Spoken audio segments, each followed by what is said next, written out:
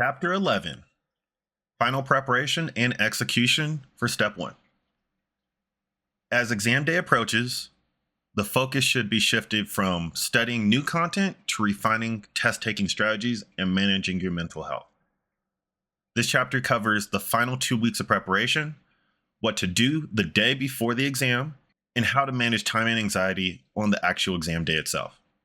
So, what to expect here is a way to approach the last 2 weeks of studying for Step 1, tips for handling the day before the exam, and what to bring with you, and also strategies for staying calm, managing time, and performing your best on exam day. So your last 2 weeks are dedicated. The final 2 weeks of dedicated are crucial for fine-tuning your preparation and building the confidence you need to walk into the exam ready for success. At this point, focus on your weakest areas. By this point, you should have a clear understanding of which topics are your weakest and your strongest, based on your performance on your practice exams and your daily question blocks.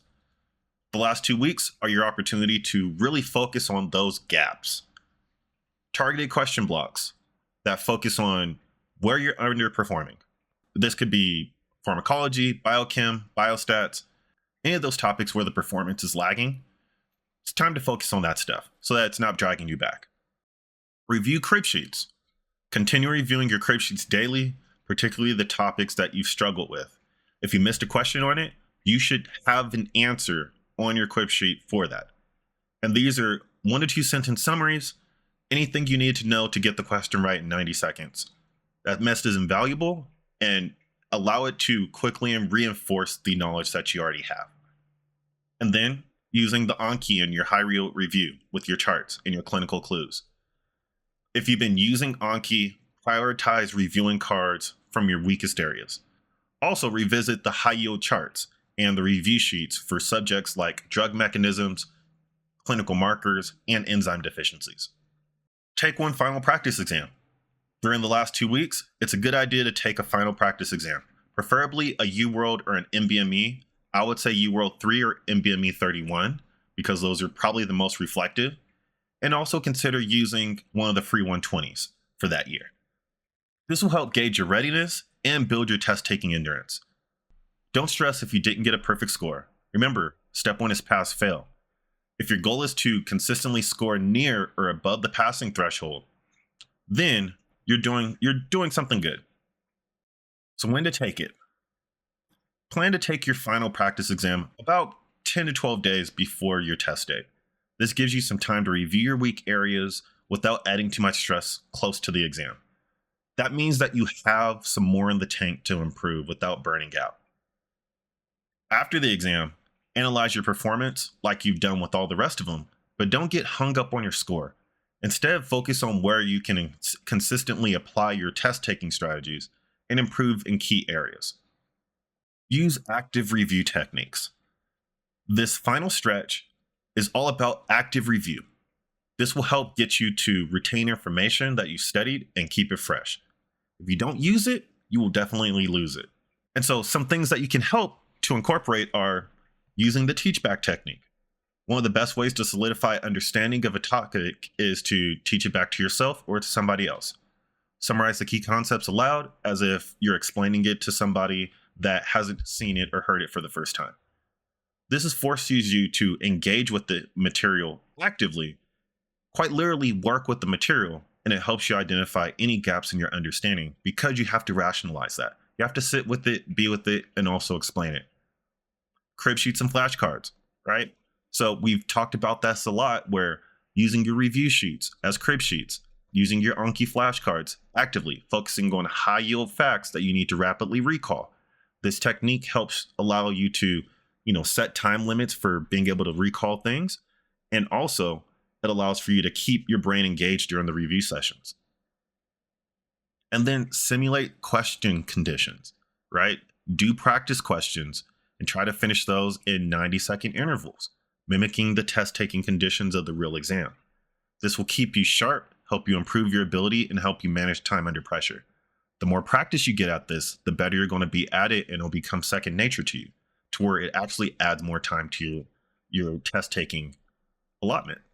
It's important to take care of your mental health and manage your stress. As the day approaches, maintaining your mental health and physical health is essential. You're more likely to perform well if you're rested, hydrated, and you manage your anxiety very well.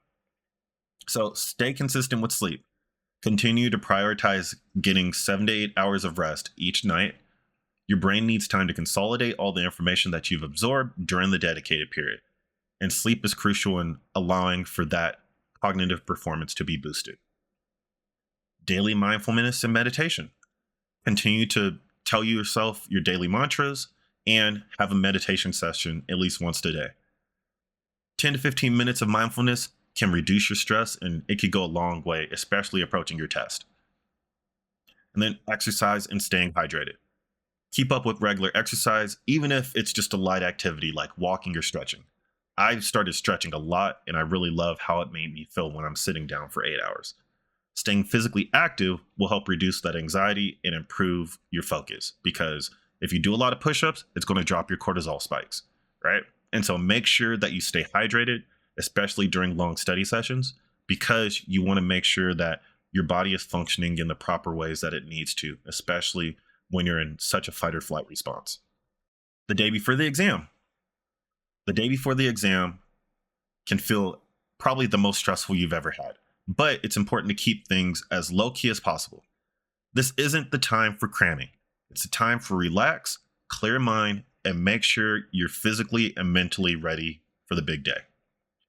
So do what you normally do. Wake up at the same times, eat the same foods, have the same schedule, but we're not putting in 10, 12 hours of studying. We're doing our light review. Treat this as a typical day off where we're only doing light review. Spend no more than a couple hours doing your crib sheets, your clinical charts, your onc review. Don't do any practice questions.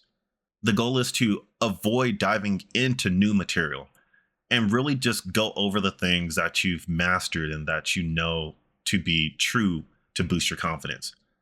This is all about boosting your confidence, not about learning something new. Take the afternoon off. After a light review, spend the rest of the day just relaxing. Watch a show, read a book, play a video game, go for a walk. Whatever helps you unwind. Remember, at this point, you've already done all the hard work. And now it's time to just collect on your investment. Preparing for the next day. So gathering all the things that you need for the exam day, right? Your ID, your exam ticket, your snacks, your water, your comfortable shoes, and clothes.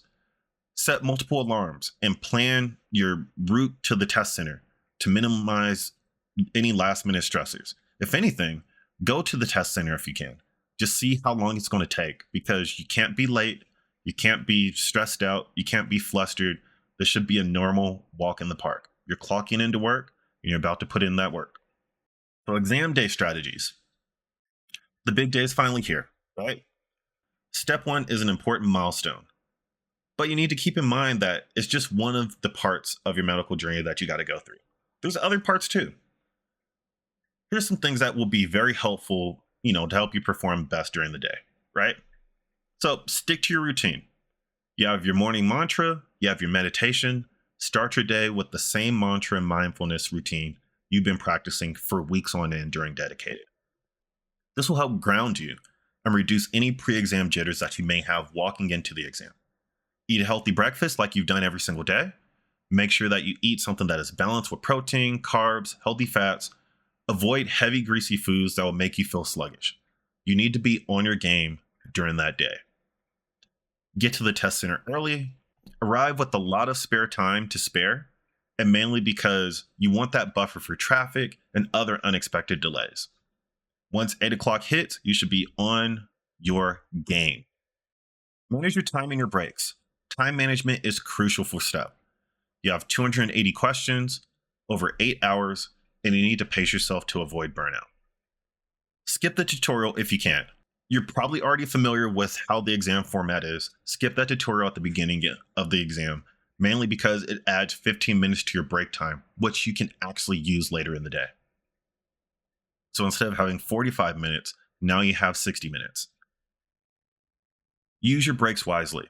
After each block, take a short break, ideally about 5 minutes. Even if you feel okay, just get up, stretch, drink water, use the bathroom, have a light snack. Use the time to reset mentally and physically before you go to the next block. Get up, get back in 5 minutes. Stay hydrated and stay energized. Drink water regularly, but not so much to where you'll need to frequently use the bathroom, because if you have to use the bathroom during an exam or during a block, it's going to cut into your time, and it actually takes a while to get checked in and out of the actual exam center. And so you don't want to deal with that.